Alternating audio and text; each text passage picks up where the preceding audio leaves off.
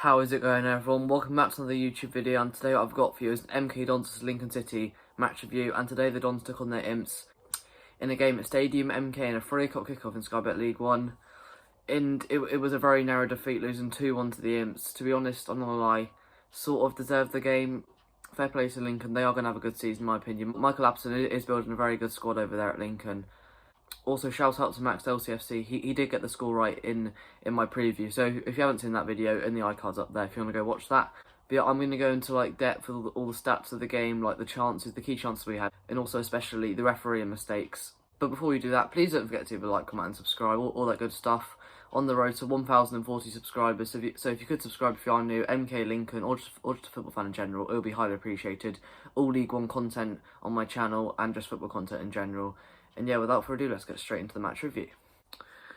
So first off, I'm going to start off with both teams' lineups. So starting off with the Dons, we had Lee Nichols in goal, Dean Lewington, Regan Paul, Bailey Cargill, David Kasumu, Carlton Morris, Warren O'Hara, Joe Mason, Daniel Harvey, John House, and also Callum Britton. Russ made 2 changes to the side from last weekend. Callum Britton and Joe Mason replacing Lass Sorensen and Sam Nombe. I was quite unsure why Lass wasn't playing, but obviously he isn't going to play every minute of the season. Sorensen has been our best player so far in the competitive games. So yeah, and then the players and then a few new faces, well not new faces, but Scott Fraser and Ben Gladwin did make the bench, obviously.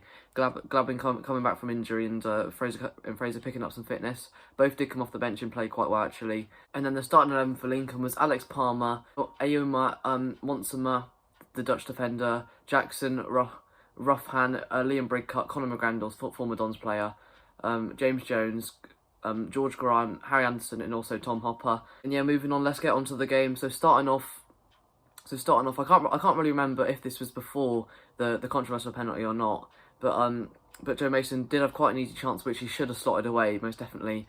And like, I'm not gonna lie, if that was Healy, it would have been a goal, and that's just the truth. So to the penalty, Brett Huxtable, the referee, he's had a bit of a shocker.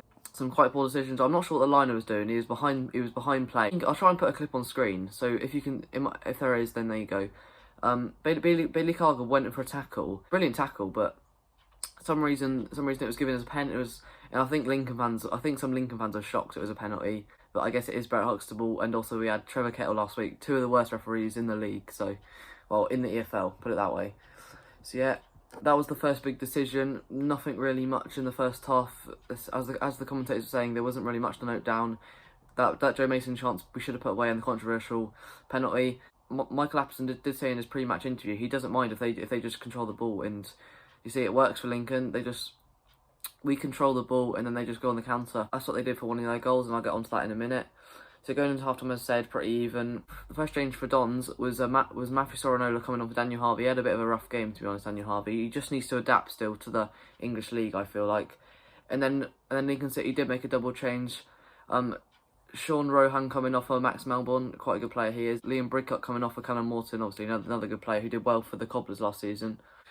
And then around the 59th minute, we did get a goal. It was definitely offside from Joe Mason. Another poor decision from the referees, but you know, I'm not going to complain if we're scoring. But Joe Mason slots it under Alex Palmer. Not really a mistake from Alex Palmer, as he had no clue what was going on. But the striker was standing in the way and beyond the Imps' defence when the pass was played, apparently, according to the Lincoln City Twitter. So offside most definitely. But I'm not gonna complain, as I said, because we scored. And then just a few more changes. Ben Gladwin came on for David Kasumu. It's good to see him back out on the pitch, because obviously he did pick up an injury according to Russell Martin in training. It was good to see him get some minutes. Tom Hopper did score from a cross coming in the box from Harry Anderson. As I said, catching us on the counter. We need to work on that defending, because Lincoln caught us on the counter, and then if that's gonna, they also did that in their first match against Oxford United. They caught them on the counter, and look what happened. They scored. Fair play to the former Southend man getting himself a goal. Final change: Scott Fraser came on for Regan Paul in training properly. Well, he's been solo training on his own, because obviously he left Burton at like the early July, so he hasn't been training like properly, intense training, so that's good. I really hope he does, because otherwise yeah, because otherwise we did spend a lot of money on him on his wages apparently, so we need him to start. And then not much else happened for the game, and then it was pretty much it. Lincoln made a late substitution, Harry Anderson coming off for Theo Archibald. Not really heard of him. He didn't really impact the game from what I saw. But yeah, as I said, that's full time. MK Dons 1, Lincoln City 2. Probably deserved from Lincoln, but we didn't play the greatest, and it wasn't the greatest from the referees either. So, and that is Lincoln's second win of the season, and now they do sit second in Sky Bet League 1 with Ipswich just sat above them. George Grant and Tom Hopper were the goal scorers for my collapsed side. But yeah, fair play to Lincoln and good luck for the rest of the season. But now I'm going to get into the MK Dons versus Lincoln City stats. Right, so starting off with the first stat, I'm going to start off with shots. We had 12 shots to their 6. We had 4 on target to their 4. 68% possession, as I said, possession-based football. They had 32.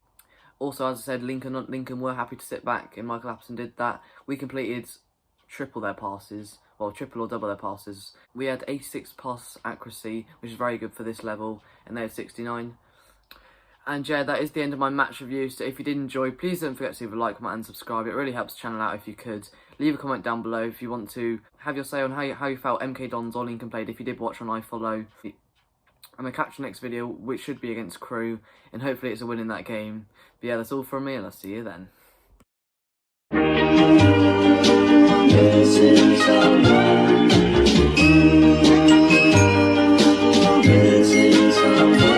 Missing someone